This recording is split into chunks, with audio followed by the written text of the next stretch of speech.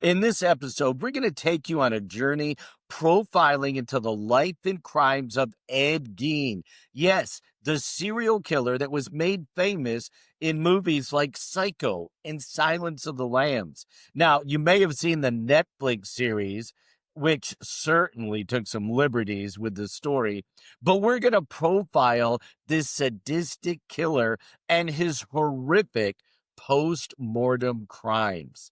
As always, I want to welcome in my co-host, Brandy Diamond. And Brandy, can you believe the post-mortem crimes of Ed Gein, the skin mask, the tools made from bones of his victims?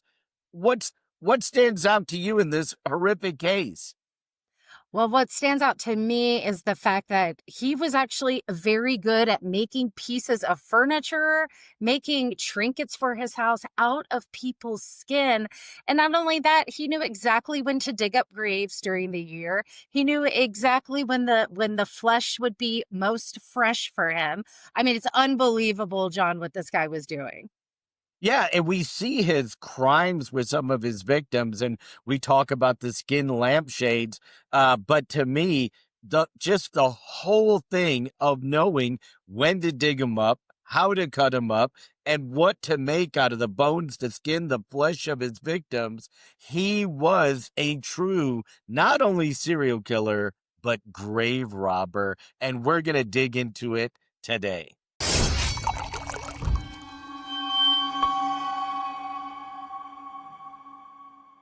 Hi, I'm John Matthews, veteran law enforcement officer, winery owner, and your host for the podcast version of True Crime and Wine. And I'm pleased that you joined us for this unique podcast where we feature the fascinating world of serial killers while we enjoy wine.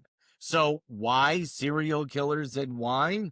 Well, I'm the only award winning winemaker in the world that has captured a serial killer.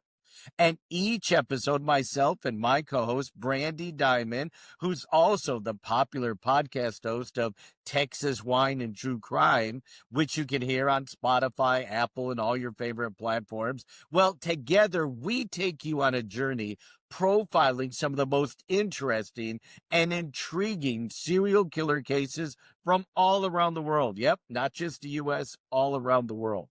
Now, I've got my favorite Casaro wine with me today, and it's our latest true crime and wine to be released. We just released it this week. It's called Cold Case. See how we did the murder map? Yeah, Cold Case. We're going to talk about it a little bit later. So you pour yourself a glass of Killer Cabernet or Murderous Merlot and join us for this podcast version of True Crime and Wine. And as always, make sure you tag your friends and share the show with other true crime and wine lovers.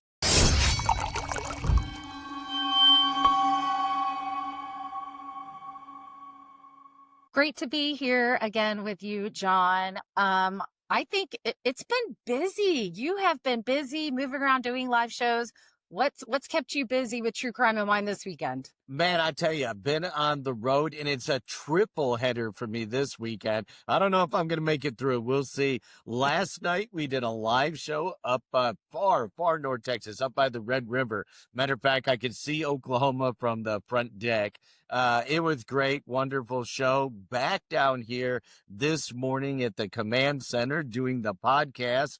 And then tomorrow, another special show over at Casaro Winery in Ovilla, just south of Dallas. So triple header weekend doing True Crime and Wine. And let me tell you, we've had requests coming in from all over the country.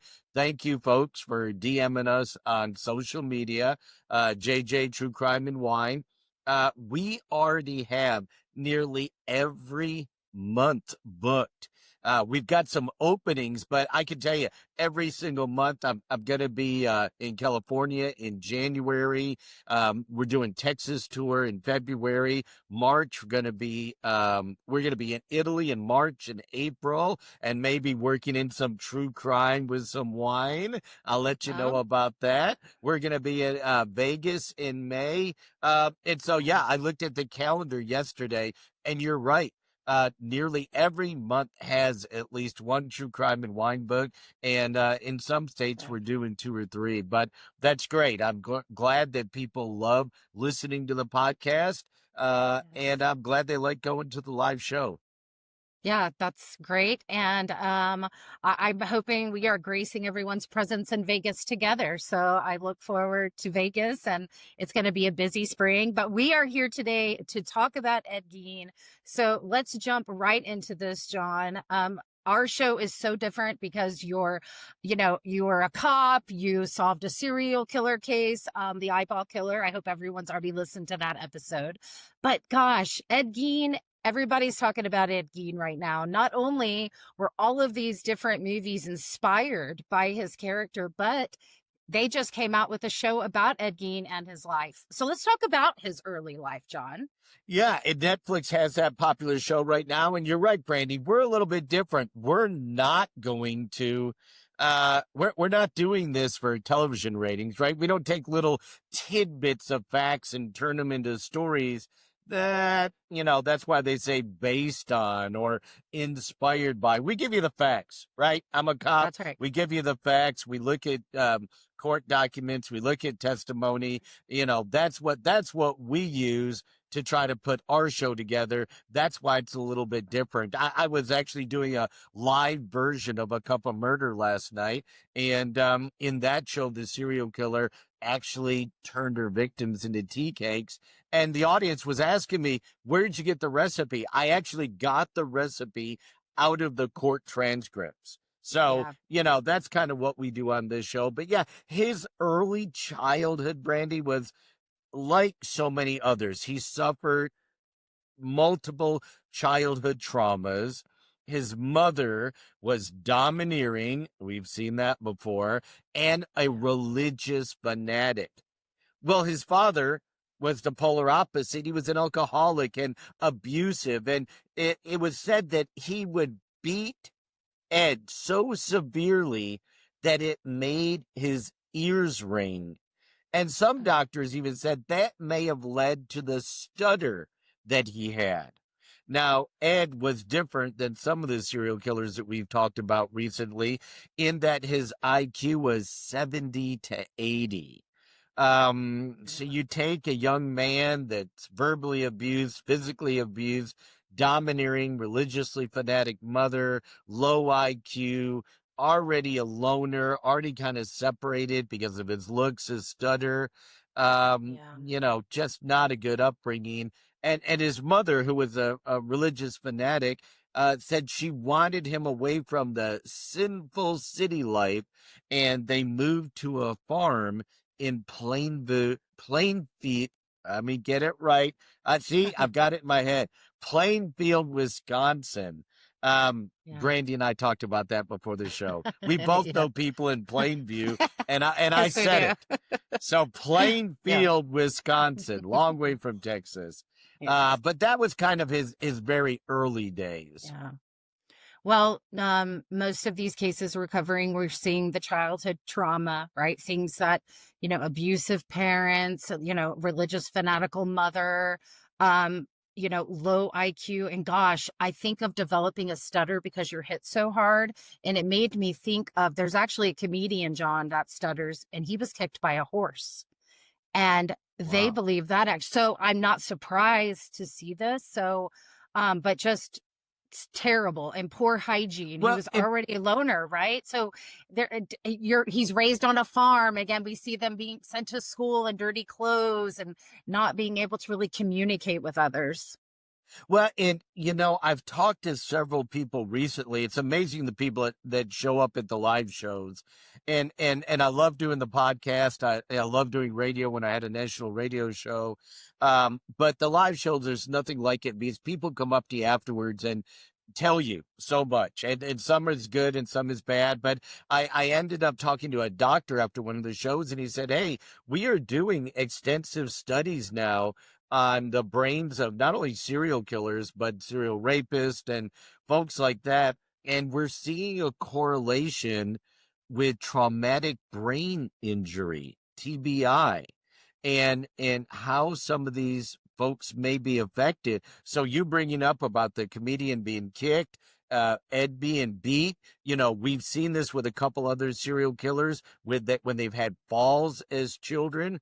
So there may be some medical correlation between the TBI and what it does to the brain, especially during development at a young age. And maybe that is where he got the stutter. But, how many times have you and I talked about this, just in the last, 6, 8 podcasts, 10 podcasts, Mhm. poor hygiene, impoverished, Mhm. loner, stutter, or some physical disability. It just kind of ostracizes these folks from a very early age from their peers, right? Yeah.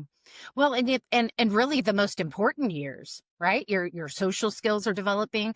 You're developing being around people. You learn how to get along. You learn how to share. Like there's all kinds of things in those childhood years that really develop how you're going to end up. And we're seeing this over and over. And I mean, substance abuse parents. I mean, we talked about it. Going to school. That was there any animal abuse in this? Fascination with bondage? What do we know anything about Ed Gein this early on? Yeah, not some of those other precursors that we've seen with other serial killers. We do know he was a kind of loner, kept to himself on the farm, did chores on the farm, never really dated or had a social life. So that was a great point you made about, during these young years is when we develop our social skills. But if you're isolated, and if people don't like you because of the way you look, the way you smell, the way you talk, you're not going to get to develop those social skills like other people. Yeah. Um, because of his isolation on the farm, he became really dependent on his mother and Yes. developed let's just say, an abnormally close relationship with his mother. And you can see if the dad was abusive and alcoholic and pushed him away, and the mother was super religiously fanatical, he gravitated towards his Absolutely. mother. Yeah, absolutely. And, I also think of like, did he witness this kind of thing going on between the father and the mother? Was the father, I'm sure the father wasn't just abusive to him. Was there other abuse that he witnessed? And maybe there's a protection to that, right? Maybe there's a sense of like loyalty to her. And we're going to kind of see this when it comes to the grave robbing and the fact he really just couldn't live without her. I Right? mean, that's kind of the way I felt kind of going through this case is he really missed her and a big piece of him was gone. So, but You can almost see the scenes from yes. Psycho and the mother in the rocking chair. Norman Bates could not part with her. A bit of Yeah. trivia that I read when we were studying up on this is the gentleman who wrote the book of which Psycho Mm, was based on lived just 70 miles away from Plainfield. So it was kind of a story that was in his backyard. He followed it and followed it in the news. And that is what inspired him to write the book of which mhm. Alfred Hitchcock based the famous movie on. But yeah, you can Wow. almost see this connection that he just can't let go of his mom. He loves her. And even after she's gone, he can't let go of her.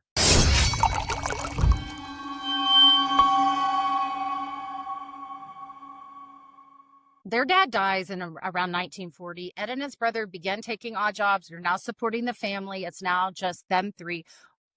So what do we know about the family dynamics? Did the brothers get along with each other? Well, the brothers got along, but Henry criticized Augusta, their mother, over her control over Ed. And he became distant and said, I just can't watch this. I can't watch how you're controlling your son like this. And we're brothers and we're working and Mhm. helping the family farm, but you're too domineering. You've got to let go. The farm kind of deteriorated. Then in 1944, there was a brush fire on the farm that was very, let's say, mysterious.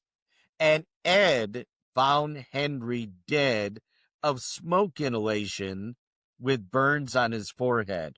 Well, now looking back on it, it's pretty Mhm. easy to see that connection. Henry did not like the relationship between Ed and his mother. Ed did not want to sever that relationship. And it was a mysterious fire that took out Henry. Mhm. There wasn't an autopsy, by the way, and many later, of course, suspected Ed. And they said, hey, he wanted to get rid of his brother because now there was no battle for mom's affection. You know, So we we talk go ahead. y John, we talked about this in the movie or the series, right? About Ed Gein, and you and I talk about, like we always say, facts, right? Facts is what we focus on this show, what I focus on my show.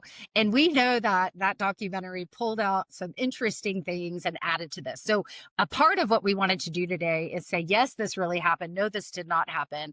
And so there is a scene of him hitting his brother dying on the farm, putting brush over him, starting the fire. So, you know, that piece of it actually true. Whether he hit him or not, we don't really know. There was an autopsy done, but he mysteriously died of smoke Right. inhalation, right? And so we actually know, could this have been at the hands of his brother?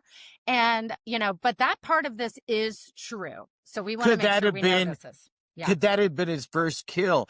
And if Yeah. so, what inspired it was the fight, right? What inspired it was the jealousy between brothers over the mother's affection. And if Ed was over the top, right, about his Right.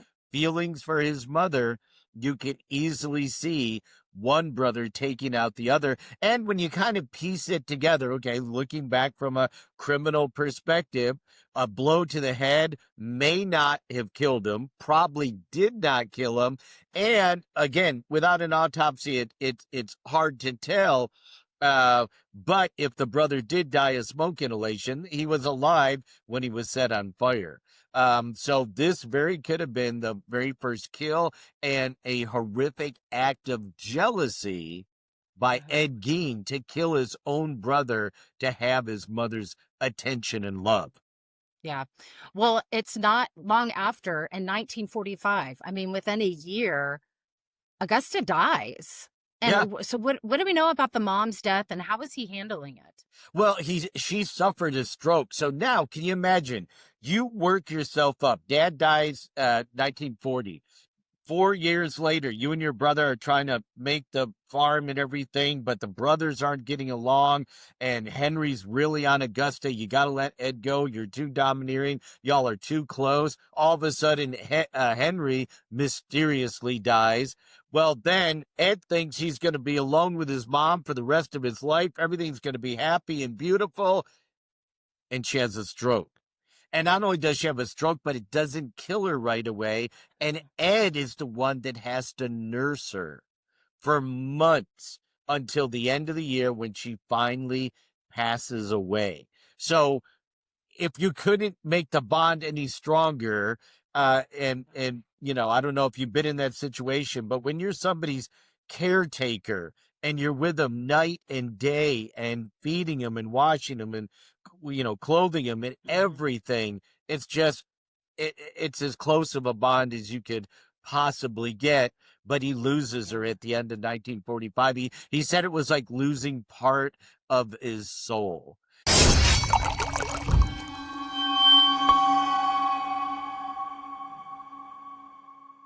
All right, John. Shortly after his mother passes away, starting in 1945, he starts grave robbing. So let's talk about this and how he was pulling this off. Well, he had developed, obviously, this fantasy about his mother, and it really turned into an obsession to the point where he couldn't let her go. And the only way to keep her alive, around with him, was he wanted to build another mother. And he started robbing graves. And we see this psychological shift from these feelings about his mother up to necrophilia with some of these bodies. And it just wasn't any graves he robbed. He specifically picked fresh graves of middle-aged women that resemble Augusta, his mother. So he would search the obituaries, go to the cemetery, and find women that resembled his mother, and then go at night using a hoist that he developed to get the bodies out.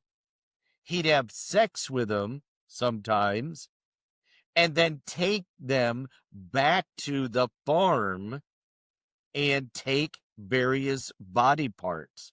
Now, he harvested skin and bones to make trophies. He said his goal was to create a woman suit to embody his mother. And we know he created an entire mask and used the bones to create tools, lampshades. There was all kinds of things he made, but he specifically robbed graves of women that resembled his mother. And one of the theories was, when we start looking at, he's a grave robber, and he does this for years, right? Over a decade he does this. And then we see that there are murders involved later on. And some people have theorized that he was in Wisconsin, remember? So in the winter months, when it was too cold to actually dig up these graves, even right after they were buried, he would murder victims to get the skin and the bones and things he needed. So not often do we see a modern day case of grave robbing. And it's really called grave robbing because it dates back thousands of years, right? To the pharaohs, to the pyramids. They would rob the graves, not for the victims, but for the jewels, the coins, the money, the furniture, anything that was buried with the victim that had value. But now we see that means nothing to Ed Gein. He's not looking to take jewelry off of fingers. He's looking to build another mother. Which is, there's a lot to unravel. There's a lot to unravel here psychologically, right? He goes from missing his mother, wanting to replace her in so many words, right? But then going to the necrophilia piece of this, and having sex with them, like that's not what he was doing with his mother, right? Or was it? We don't, or was he? We don't know. We don't know. Was that what Henry was concerned about? Remember, years before, Henry said, "Mom, you've got this relationship with Ed that is not normal." Was Henry maybe way back then raising that red flag and saying he's got a low IQ? He's a loner, right? He maybe had traumatic brain injury. Maybe Henry knew what Mom was doing with young Ed. And maybe that's what led to Henry's demise. Maybe Henry was going to blow the whistle. Oh my gosh. Why did that fire happen in that field?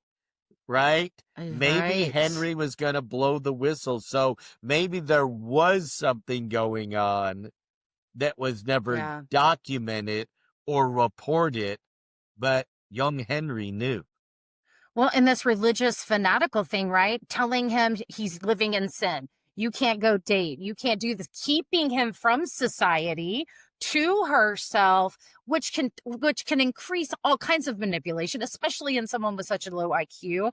But gosh, John, what happens behind closed doors? There's a lot about this guy. In this case, we do not know, but we know he was grave robbing for about 12, 13 years.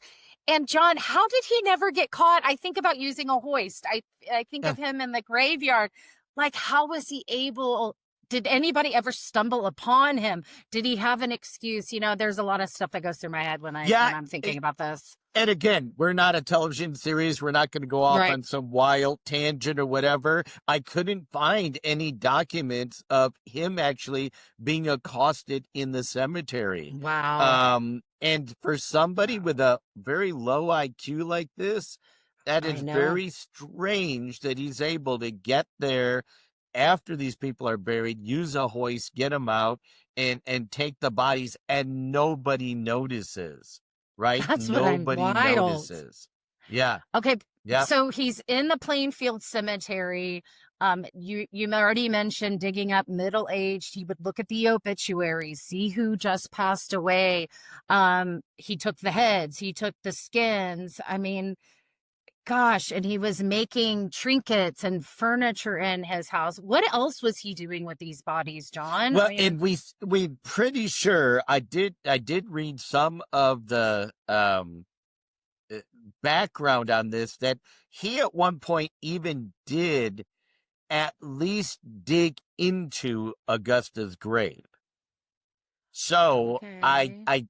I couldn't confirm that he did anything with her body, but he did dig into the grave at one point, that we know. Matter of fact, we know Wow. for sure that he robbed around 20 graves. I think he actually said about double that number is what he said he did. They probably tied him to about 20. And all of them were blondes, middle-aged, and had a resemblance to Augusta. He would then take them and bury them in shallow graves in his yard, right, in his Right. Plainfield home out on the farm, or he stored them in sheds on the property. He took their heads, their skin, their hearts, and mostly upper torso so that he could build a suit out of the skin.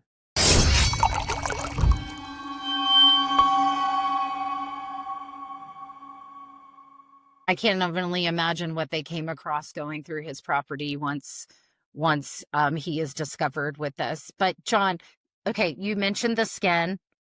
Then we were reading that he tans it with the salt. He then Yep. is using stitching for masks and outfits. They found 9 heads. I mean, what kind of body parts are now they, what was you mentioned what he was taking, but how did he learn to do this? Like, how did he know Yeah, to do this? I think it's growing up on the farm, right? Growing up on the Okay. farm, butchering animals, right? You've got a lot of different animals on the farm. Not only animals that you butcher for food, but animals that naturally die. And then you're like, okay, we're going to use that, whether he's got cows, goats, sheep, pigs, whatever. But when you grow up on a farm, when you grow up in a rural area and go hunting, right? It's a hunting season down in Texas right now, and I know every year I used to take my boys, right, and they learn from an early age. We have wild hogs on the ranch, we have deer on the ranch, we have all kinds of animals out there. We have birds that we hunt, whether it's doves or ducks or whatever.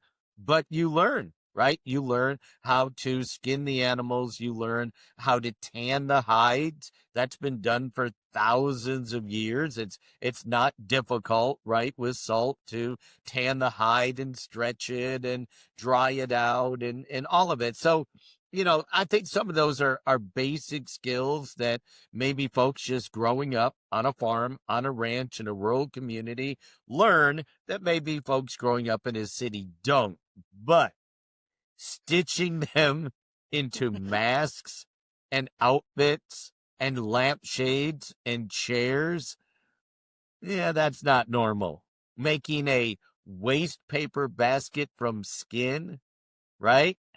Mm. Anyway, we're not getting to his arrest yet, but I'll just tell you that when he was finally caught, they counted at least 9 heads that he had removed from these graves, because we're still talking about the grave robbing here, but it was much more than grave robbing, right? He That's was right. taking the bodies having sex with some of them, then cutting him up after he stored him in his shed or kept him in the yard, and cutting him up. They found 9 heads, 30 identifiable large pieces of human skin that were not used yet, as well as those other things that we just talked about. Now, he confessed and said, yeah, I think I robbed about 40 graves.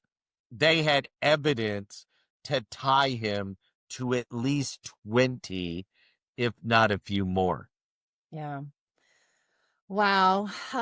Okay. So I'm trying to get past the wastebasket from Skin. I don't think I've bought that or found that anywhere lately. And, did he get bored? I don't know. I just think like maybe he was just seeing how good he could be at some of this. And he wasn't okay just, tanning it. I mean, what could he then? He just became very creative with what he was trying to do, almost like a hobby. I don't know. Very, very strange. Okay, so we already see some of it, Right. Yeah, go ahead. Yeah, you can see him trying to create a mother, almost like a Frankenstein movie, right? Yes, thank I you. mean, in Yes. some parts of this, I go back to the old Frankenstein movies of my youth, and they're trying to reanimate.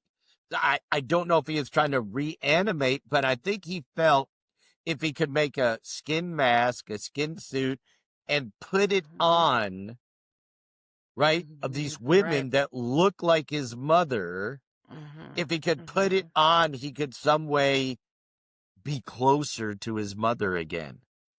Yeah, yeah. Which again, the necrophilia, like I'm kind of leaning towards what you were saying, that there probably was some some things going on with his mother that shouldn't have been going on with his mother, even probably from a very young age. Right. All right. And it would So make right. sense Mhm. if Henry knew about it and he was the older brother, right? Well, and we know he left, right? We know he got out of that situation for quite a while. There is belief that he went and either was trying to start another life, but he missed his brother. I mean, there were, I was reading some things that there was a connection between them, and maybe he was trying to give Ed some protection of some level. That's what I was going to You say. know, yeah, Doesn't the older sibling try to protect the younger that's sibling, right. right? Yeah, That's natural. yeah. Yeah. Well, we're not even too. Gein is a serial killer, and Right. from his murders that we know about, right, that we absolutely can tie him to. He doesn't even technically fit the definition of a serial killer. Now we're going to talk about other crimes that are involved in, and I think then he would meet the definition. But from a profiling standpoint, victimology on the grave robbing, very easy, right? White, female, middle age, blonde. Quite frankly, they were just women that resembled his mother, and he felt he could get body parts to use to rebuild or build something that resembled his mother or something he could wear. So when we start looking at profiling, the victimology is really straightforward here, right? I believe so. Um, Hmm. crime scene at the cemetery. Let's talk about crime scene. Certainly from a geographic profiling standpoint, it was a comfort zone for him. He kept going back over I know. 20 times. He kept going back, but he brought the equipment that he needed with him, including shovels and hoist and things to transport the body. So from that standpoint, it was very organized. You look at pictures from his farm, it looks the total opposite. That's right. Very disorganized, at least some parts. We'll talk about that a little bit later. So I can see some very organized parts when we look at both the crime scene and the killer, just from a profiling standpoint, right? Yeah. Yeah. I mean, he knew exactly what he needed to bring with him to accomplish what he was trying to accomplish. He was bold enough to keep going back, which is very interesting again with someone of his IQ, of knowing, I don't know, like there was no fear of getting caught. And maybe if he did, he was going to have an excuse. I'm not quite sure, but he would again return to the same exact spot. You don't necessarily see that all the time, but he's robbing the same cemetery and looking in the same obituaries. So very interesting how But it, organized he was in that part of his life. yeah, and like most killers, he doesn't need an excuse, right? He's a That's it. killer. He's a grave robber, and if he gets caught, he gets caught. He's not thinking about consequences. He's thinking That's right. about his goal, hhis objective. And his That's right. objective at this point is making a suit of skin to resemble his mother.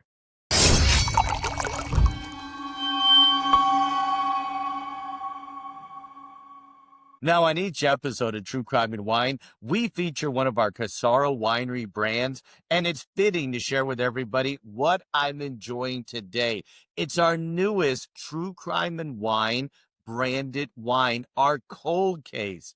And we designed a murder board specifically for this cold case. Now, this is a dry red wine, and it's a blend of our Graciano and Tempranillo. Yes, two Spanish-based wines grown right here in Texas. Now, the Graciano contributes plum and blackberry notes, while the Tempranillo adds that little bit of spice, making it a wonderful combination and drinkable dry red wine. And of course, there's absolutely no better wine to enjoy when you're listening to True Crime and Wine. Salute.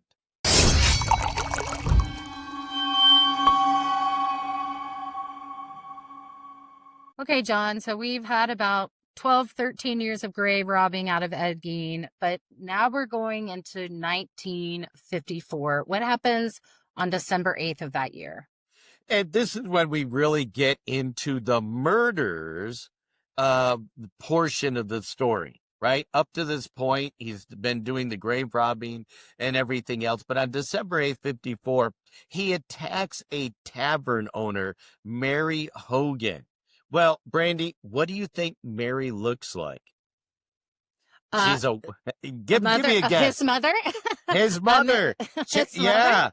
Yeah. She's a white female, 51, tall, blonde. He's been robbing these graves of women that are freshly dead that resembled his mother. Now he's attacking the living, though. He hits her in the head with a hammer and then shoots her. He takes her back to his farm where he decapitates her. Now, here, her head stays in a box under his bed for years. He Mm. kept her head in a box under the bed, and he scattered body parts around the house. And of course, she resembled his dead mother. Now, she was reported missing, but not found for 3 years. I mean, the smell, John. I can only imagine the smells that were going on in this house. I know in the show they show police going to his house. I don't know, but body parts scattered around the house, resembling the mother. You know, do we know if he knew Mary? I think he ended up like going into, do we know why he attacked her? I mean, why do you think now he's moving from digging up dead women to now killing women who are alive? Yeah, this goes back to that theory that someone had proposed, and we talked about it earlier, that when the ground was so hard that he absolutely Mm-hmm. couldn't dig up even the freshest of graves, that he wanted to continue to build his woman. He needed more skin. He needed more body parts, and he had to satisfy that. Now, we're going to see at the very end of the show that there probably were some other live victims during this time, but at least the theory of, hey, it was too cold, December, Wisconsin, snow, ground frozen, probably needed to find a live victim, and there's not a coincidence that she looked like his mother. Yeah, so I do go and wonder, with those 12, 13 years of grave robbing, were there other victims? Was he already doing this? But I don't know. I think there's maybe a lot of Ed Gein victims we may not know about. But now we're in 1957, again, cold, November 16th of that year. Yep.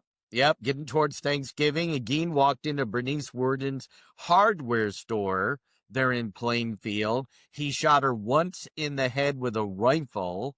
Actually, a rifle that he had bought from the store. They had actually found a receipt, and what that receipt is one of the things that tied him to the crime. He then stole $40 and dragged her body to his truck before he took it home. So Mm. again, she also resembled his mother. So he is staying with the same victimology here, whether they're dead, grave robbing, or alive, and he kills them. And he's being very organized about his crimes, right? Even with a Yeah. low IQ, he's bringing a weapon, whether it's a hammer or a hammer and a gun, um, to the store for both of these victims, kills them, and then takes the body back to the farm to do what he wants. So, from a profiling standpoint, we certainly see that he is being very consistent in victimology, in his method and mode, his MO, in excuse me, in bringing weapons with him to the crime scene, in having transportation to take the body back to the farm, and then certainly organized in what he's doing out there at the farm. Yeah, I'm definitely seeing the comfort zone as his farm, the house, bringing them back, dragging them back, doing things there, cutting them up, leaving, but not getting really rid of anything, right? Maybe trying to disguise some of that, building lampshades and other things that people may not know are actually skin. It could look like leather, right? Or just something that he's purchased. So I definitely see that being that crime scene comfort zone. But now we can now talk about the serial killer aspects of him, John, right? Well, I mean, this is his second known victim that we know of. You want to talk about Henry? Well, there's three, and it kind of Yep. qualifies, but we're going Yep. to also find about some other possible victims later. But the suspicions start to build around Ed at this point. Police discovered that Bernice was last seen at her store and in the presence of none other than Ed Gein. They also find a receipt at the store. They know that Gein has been there, and it's a receipt for a 22 rifle. And what I thought was really interesting from a law enforcement standpoint is the sheriff. When he went to raid Gein's farm, he was accompanied by his deputy, Frank Warden, who was her son and who eventually led the investigation into his mother's death. So we again have this mother son angle playing out, but in a totally different way. The son is a law enforcement officer that's trying to figure out what happened to the mom. And just as you said a few minutes ago, Brandy, when the officers kicked the door, the smell of the decaying flesh and the rotting bodies just overwhelmed them. And then, if that wasn't enough, they actually saw a blood trail that they followed to the shed where Geen was doing most of his dirty work. But I could tell you, matter of fact, at the True Crime and Wine show last night, somebody asked me, I don't know why, sometimes we get some of the strangest questions. Yeah.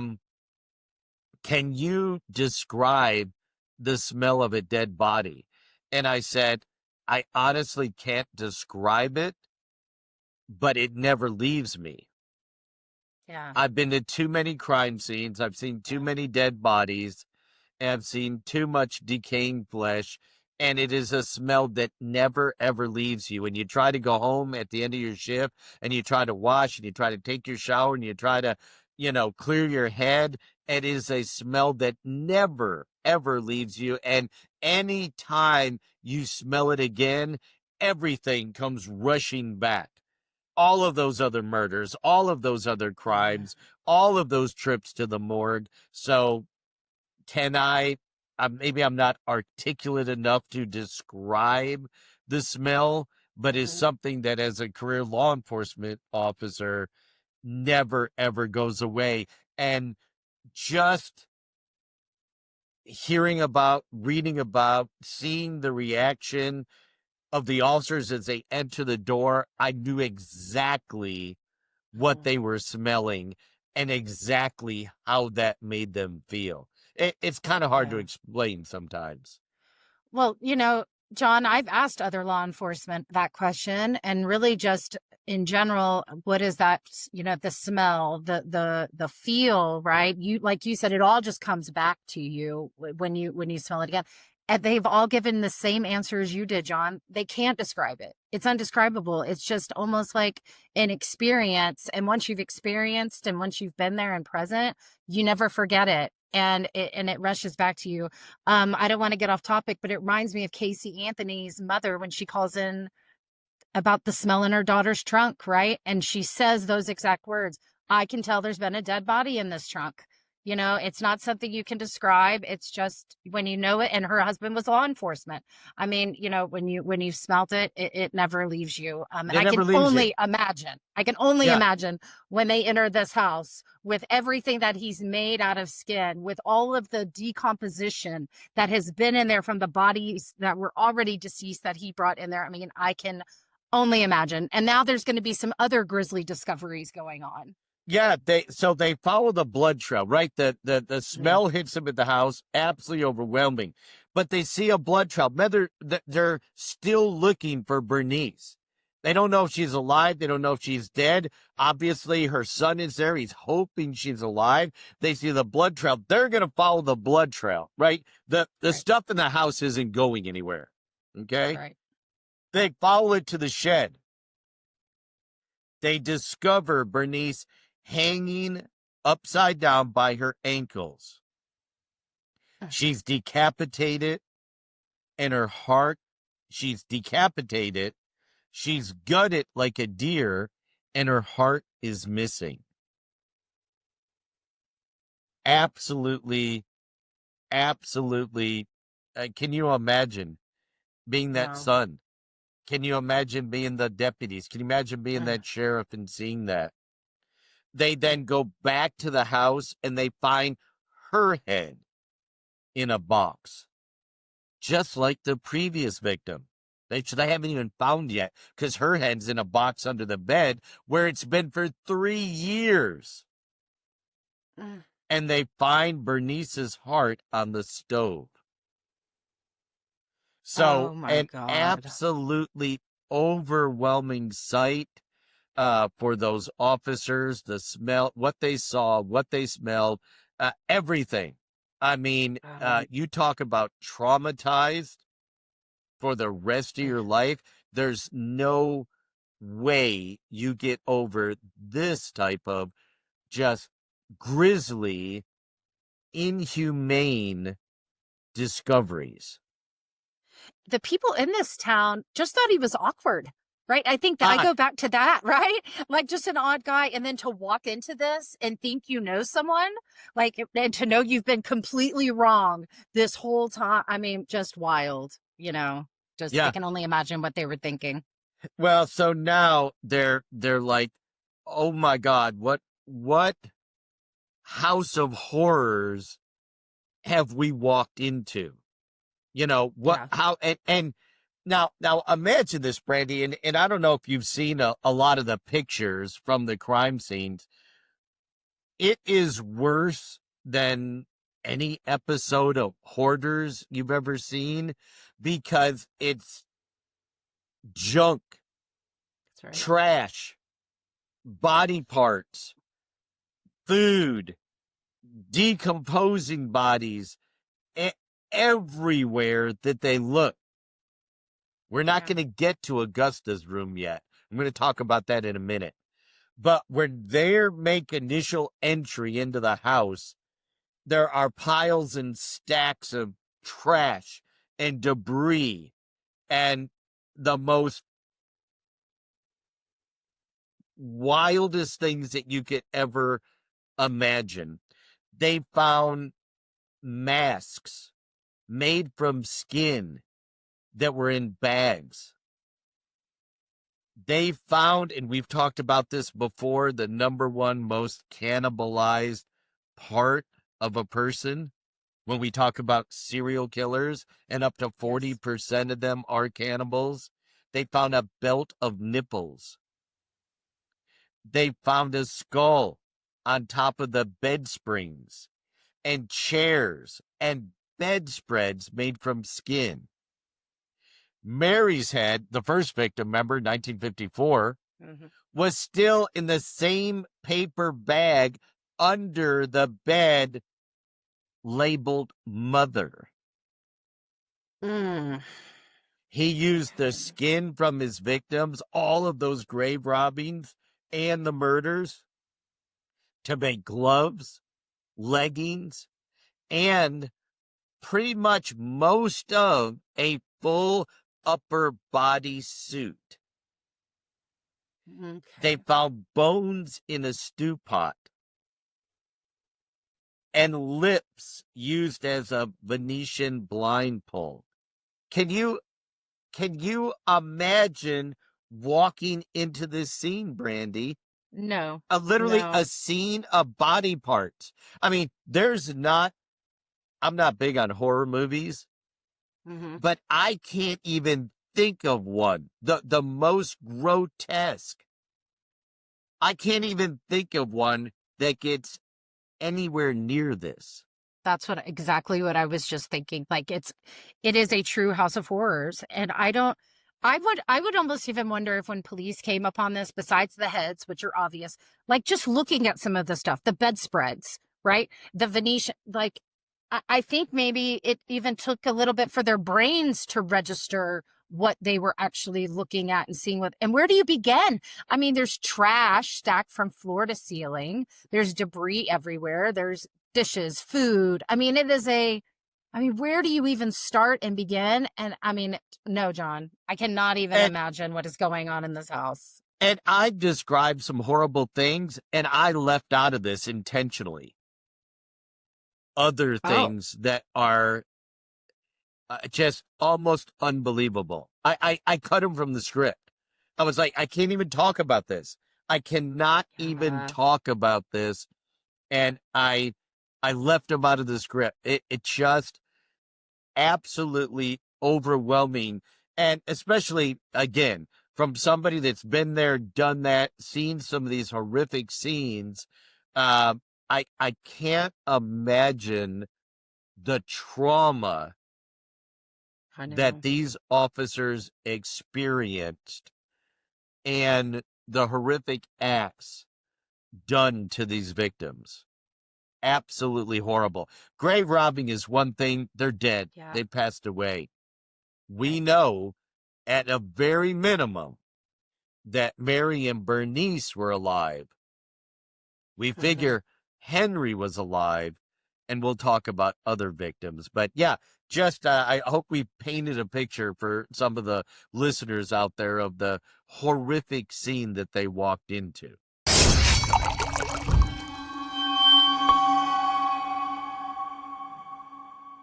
So now, what do we find in Mother's rooms? I mean, what was he doing with? Okay, let's just jump into it, John. Go back to Psycho. Go back to Norman Bates. That's all. My head just keeps going back there, right? I keep going to that movie. So you've got a shed, decapitated woman hanging by her ankles, blood trail, heart removed, gutted. You go to the house and you're finding body parts. You have one head in a box. You find another head in the box under the bed in a bag labeled mother. You're finding these skin parts. You've got trash. You've got debris. Literally, I've seen the crime scene pictures of debris stacked 6, 7, 8 feet in the air. Now they enter the door to Augusta's room, and it's preserved like a shrine. Perfect. Clean? Clean. No trash. No debris. It is literally, one of the officers described it as a museum. That is wild. Okay, John, what's going on? Okay, so my question is then, was this how his mother treated her home or her room? Was she a neat person? That's kind of where my thought, like, mother would want it to look this way type of thing. But how is he separating this? How is he living this lifestyle and then this room looks like this? What's your just the first Right. thought in profiling the mind with this? Well, I mean, you're talking about a sociopath, but now you're talking about a schizophrenic. What other Mm, mental health disorder does he have? The evidence is that he's living, eating, sleeping in all the debris and all the trash and the dead bodies and the body parts. But to honor his mother, right, who he's got this weird fascination mm, relationship with years after she's dead, and keeping her room. And apparently it wasn't just her bedroom, but there was like a little, I wouldn't say office area, but another area, sewing area, I think it was, that she mm. used. And she had anywhere his mother, that was her domain, was Yeah. perfect. Absolutely. To me, I'm getting chills talking about it. I mean, Yeah. I'm sitting here thinking about the most horrific of scenes, and the officers opening the door after door, and seeing horrific scene, horrific scene. And then they open a door, and I've Mm, actually got pictures, and I know exactly what the author of the book was seeing when he wrote it, and what Hitchcock was seeing when he directed the mhm. movie Psycho, because we actually have crime scene photos showing the two sides, if you will, of Ed Gein. Wow. That's just, and no body parts in there? Nothing resembling No, mother in there? Nothing found in there. Wow. no, Wow. no. Pristine, I think, is how one Wow. person described it. Like a Wow. museum. Yep. Unbelievable. So Okay. let's kind of Yeah, go ahead. recap the profiling here just a little bit. That's what our show's about. The victimology was easy, right? Women that Right. resembled his mother, the women that he killed that were alive, we don't believe he had sex with them. We think he actually had sex with some of the dead bodies, though, after, from the grave robbing, or maybe even after the kill. Crime scenes were very organized, and that he brought tools to the cemetery and weapons to the murder. He dismembered his victims, and he made things from his victims: mask, furniture, a bodysuit. Some very, very kind of organized. His MO: he robbed graves or murdered victims to get the skin and the body parts that he needed. He took them back to the farm, cut them up, made trophies. Probably learned his skills through farming, growing up on the farm, and taxidermy, and focused on possessing his victims and Yeah. his transformation into his mother, wearing a Wow. bodysuit, wearing a skin mask that could make him feel like he was once again with his mother. Absolutely wild, John. Absolutely wild.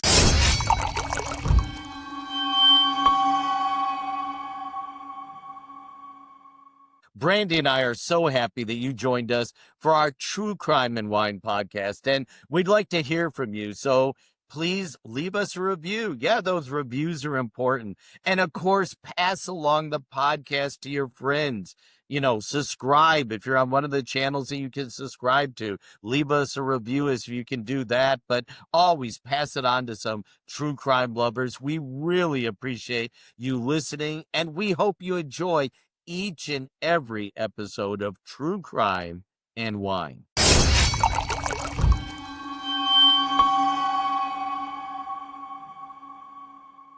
Safe to say he's going to get caught at this point. Hopefully, there's enough smell and evidence to start to question and arrest Ed Gein. So, this is in 1957. So, what happens during his arrest? Well, so right after the officers find all this at the house, obviously overwhelming evidence there, and they simply started searching the neighborhood and went to a neighbor's, and Ed was sitting having coffee with a neighbor. And he was cooperative. He was chatty, they said. He didn't resist in any way. He had absolutely no remorse and no empathy. So we get back to our serial killer profiling, and these are these characteristics that we see over and over again. They have no remorse for their crime. They have no empathy for their victim. They had a task that they wanted to complete, and whether it was by digging up graves or killing people, they were going to complete the task. And when they asked him about it, he simply said, well, I had insane urges. Well, without knowing it, it really set him up for a defense that was going to last. Officers went back now with many, many officers and different agencies. And like I said, they found the decapitated body dangling from a hook in the shed. The mask on the bedpost made of skin. Something else I didn't tell you about, in the kitchen, they actually found jars, mason jars, labeled A to Z with body parts. Very, very similar to the serial killer that I captured, that we found all those jars, but they were animal parts and formaldehyde. He actually labeled the jars with the different body parts and kept them in his kitchen. They found a lampshade made of skin with dots for eyes on the lampshade, and a chair. I actually saw some crime scene photos of the chair, and part of the chair was made with human skin. So they had plenty of evidence. Let's say, Yes. you talk about a case, they weren't lacking any evidence. All right. Yeah. Chair of human skin. I do see a picture of this chair, and the jars labeled A to Z. I mean, the cannibalism, I assume he was cooking with these body parts. I mean, the heart was on the stove, remember? Yeah, the heart was on the stove. The heart was on the stove, right? God. Ugh. All right. Yeah. So he's caught. Overwhelming amount of evidence. So what happens is there a trial? Yeah. Does he testify? Yeah, of course. In 58, they bring him to a trial, but the judge rules he's unfit to stand trial and sends him to a mental institution.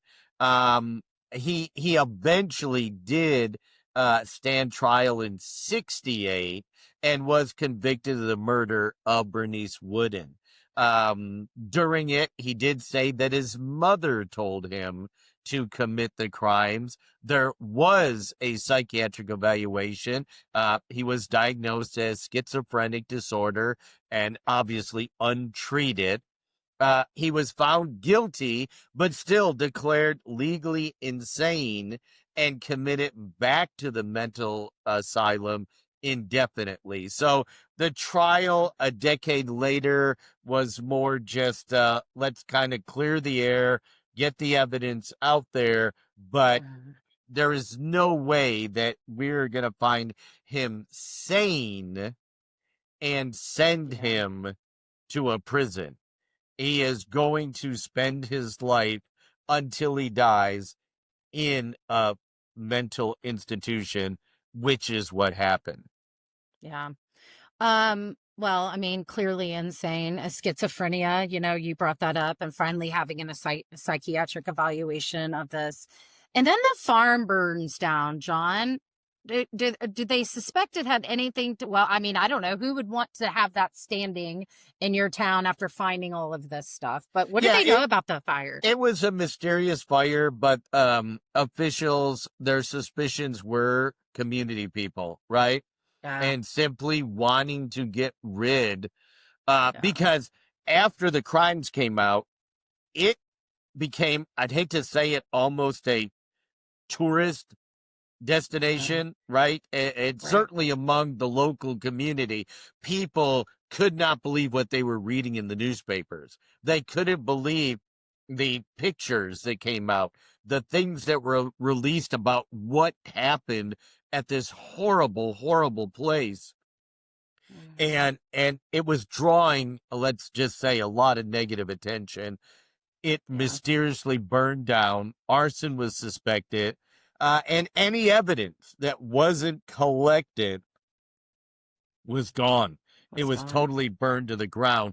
But, you know, thankfully, officers had done a really good job of documenting everything with the photos they took. And again, hats off to not only the detectives, but the evidence collection officers or whoever they were, the photographers that went in there and had to photograph this Mm. grisly scene. Yeah, and I think like I said, just having that be in the center of your town and knowing what went down there. I mean, I'm sure it was just he's now gone. He's no longer there. Like, let's just move on from this. But John, there may have been additional victims that may have been linked to Geen. And that's why we kind of include him in this serial killer category. So we know of Mary and Bernice. Those two Yeah. definitely are tied to him, linked to him, the two murders. We suspect Henry. Well, right there is three, right, which meets our Right. serial killer criteria. But Henry was in 1944. And Bernice and Mary weren't till 54 and 57. What happened in that gap? Well, when they started piecing some other evidence together, which a lot of times, is not followed up on by police or prosecutors, especially when you have a suspect in custody that'll never be released from custody. It would just be really clearing the case at that time. But you're talking about 50s. So we're not really, we don't have cold case units yet. We're not into it. So 44 is the fire with Henry. There's also a suspect, a suspicion that he killed a young girl in 47, one that he babysat. Remember, I told you some people hired Gein as a babysitter? Well, Yeah. one of the young girls he babysat actually disappeared in 1947. Then in 1952, there were some hunters that we believe hired Gein as a guide to take them hunting on his property or other property, who also disappeared. And then in 1953, there was a female that disappeared also en route home, and she had to pass by Gein's farm. This makes a lot more sense, Hmm. Brandy. You know how when we talk Absolutely. about some of these killers and we're like, wow, there's these big time periods that they just stopped killing? No, they didn't stop killing. You didn't find the bodies. You didn't find the crimes that occurred. And when you start reconstructing it, I think it was the Times Square killer that we went back and through DNA and genealogy started finding victims that filled in those gaps. So now there really isn't this huge gap between 44 and 54. It's 44, 47, 52, 53. And then there's even another pair of young people that are atypical for Geen, but we do know that they disappeared during this time period too, and were in some proximity to Gein's farm. So now we've gone from two confirmed murders to one, two, three, four, five, six, seven that are kind of filling in the gaps from 44 to 57. Yeah, and that would make much more sense with the gray robbing and not being able to have victims, not being able to dig up in the winter. I kind of figured they would start linking some more additional victims to him because, you just don't go from A to Z overnight. There was a continuous pattern you see Yep. with these serial killers. So not surprised to see that, but hopefully they were able to give some closure to this, or at least be able to say he may have been responsible for them.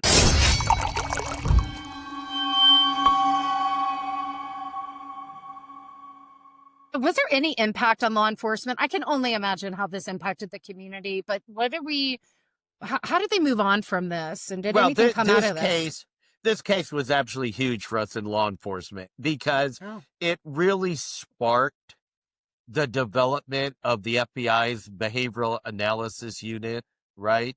That really led to the entire development of profiling, of linking these crime scenes and looking at behavioral patterns, victimology, the killer's MO, organized crime, disorganized crime. They gained insights by interviewing Gein, who basically on one hand denied the killings and on the other hand said, well, mom told me to do it, which then they delve deeper into the delusional aspect of these serial killers. So the Gein case was huge in law enforcement for really kind of getting up and running so much of what we now know about in profiling and tracking these violent offenders. It had a huge impact on law enforcement, but it had maybe even, I don't know, bigger, but more public impact on the entertainment industry. Right, Brandy? right. Yeah. I mean, you've got movies. I mean, I was kind of shocked. A few of these we know about, right? Like Psycho, the mother's in the rocking chair, right? Okay, mother, I'll kill her, right? The mother telling him to commit these crimes.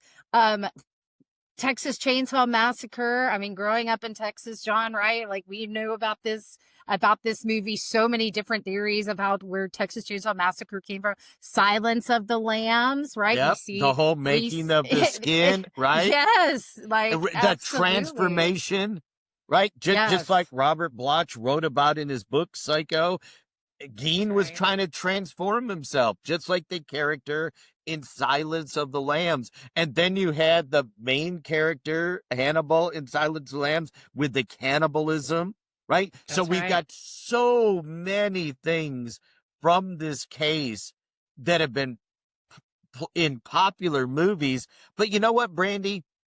To me, what strikes me, none of these movies, no matter how bad they were, none of the movies, and it talked about cannibalism and it talked about murder and decapitation.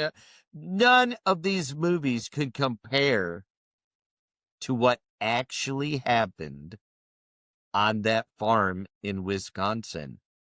None of the grotesque scenes of any of these horrific movies remotely compares to what those officers saw and heard and smelled when they opened the door to Ed Gein's farm.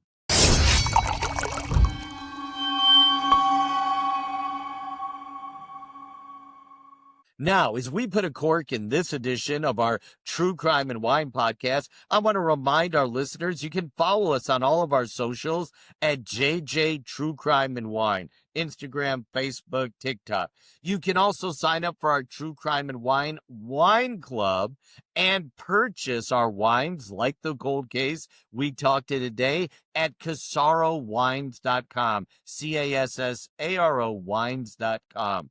So you can profile killers alongside of us as you enjoy wine like Brandy and I.